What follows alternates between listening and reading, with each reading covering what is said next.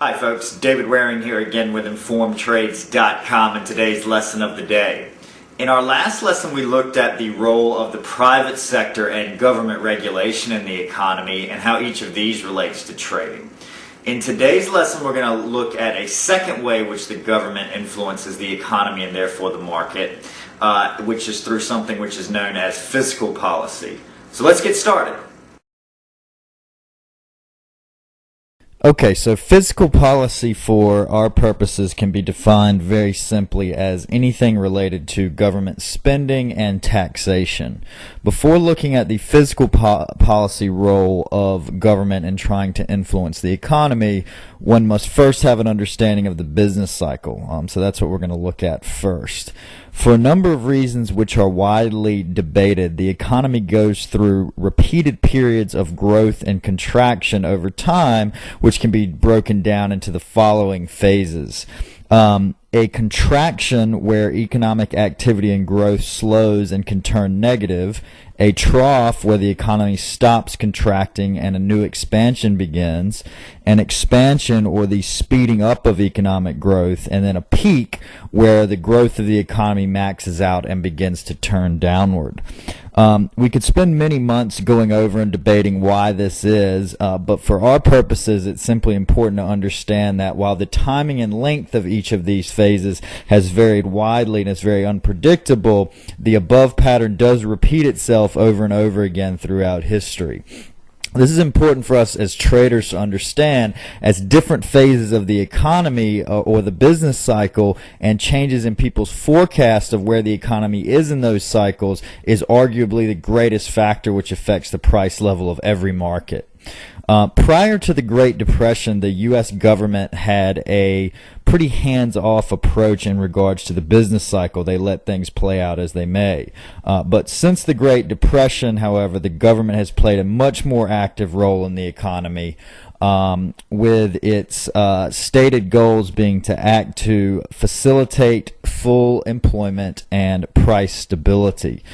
To help understand each of these goals and the balancing act that goes on between them as they often conflict, let's look at how each relates to the different phases of the business cycle. During an expansion, we start to see more people employed as companies begin to sell more goods and services and need to hire more people to keep up with demand. So it's party time and the politicians are all smiles during this time. As economic growth picks up, more and more people are employed. They're making more money, and so they're spending more money that they're getting from their paychecks, and this can cause prices to rise, which is something this is also known as inflation. Because of this effect on prices, the government's primary concern here will normally be trying to keep prices stable and inflation in check without hurting the economic growth. The two things they can do here in regards to fiscal policy to try and keep prices in check and inflation at bay are, number one, they can raise taxes, because by raising taxes, money is taken away from the consumer, who now has less money to spend, and helping to counteract the demand that's pushing prices up and causing inflation. Or number two, they can reduce government spending, which also has the same effect of pulling some of the demand out of the economy that may be pushing prices higher, and therefore counteracting that inflation that may be taking place there. So I'm generalizing things and making things much more simple than they actually are, just because it's important at this point that we just have a basic understanding. So, these things are pretty complicated, and we're going to learn more and more about them as we go into more and more of the fundamentals of the difference. In general, this is how things work. It's important to keep in mind that it is a little more complex than I'm making it. During a peak, when we start to see employment and the amount of goods and services produced and sold by companies begin to level off, at this stage the government normally becomes more concerned with preventing a deep contraction, and you can see here there's a little bit of concern on the politicians' face because they can see that the growth is starting to level off and maybe heading towards a contraction. So at this stage, the two fiscal policy tools that can be used to counteract and hopefully keep the economy from going into a contraction or a recession even, or they can decrease taxes, so do the reverse there, which puts more money in the consumer's pocket and is going to increase demand. And this is what we've seen recently with the tax stimulus, the rebate checks that we're all going to hopefully be receiving soon from the government as part of the stimulus plan. Where they can increase government spending, so they can start new projects like roads and spend more on education and defense and things like this, okay, and add demand that way, okay? During a contraction, we start to see employment and the amount of goods and services produced and sold by companies start to fall.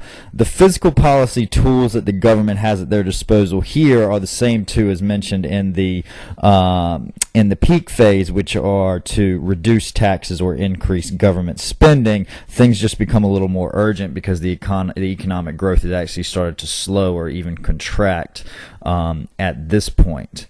Although there are exceptions, normally at this stage, inflation is not a concern as demand is falling, so the government can be more aggressive than they can during a peak. There was one exception to this fairly recently in the 1970s, where you had large inflation along with slowing growth, something known as stagflation, and you can see how that will be a problem from a policy standpoint as far as what to do there, because you're sort of caught between a rock and a hard place.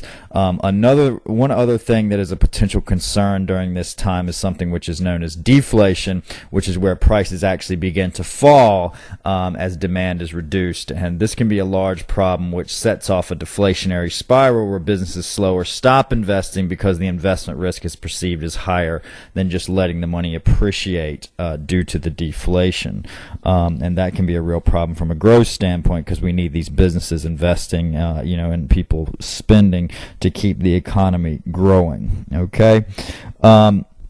During a trough, we start to see the employment level and the level of goods and services produced and sold by companies start to level off again.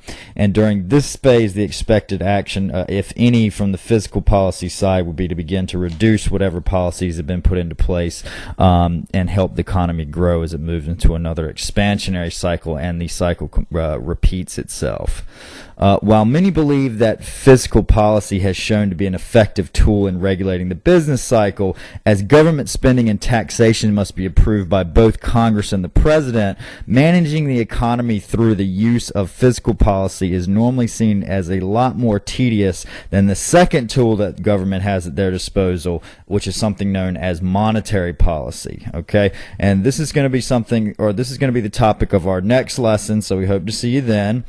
For those of you who wish to learn more about fiscal policy, the business cycle, the different schools of economic thought on the subject, as well as things such as inflation and deflation, I've included a link to additional resources in the description section of the site if you're watching this video on YouTube, or just below the video if you're watching it on informedtrades.com, because there is a lot more, or a lot you can go potentially for years learning about the fiscal policy side of things. Okay, as always, if you have any questions or comments, please feel free to leave them in the comment section below, and have a great day.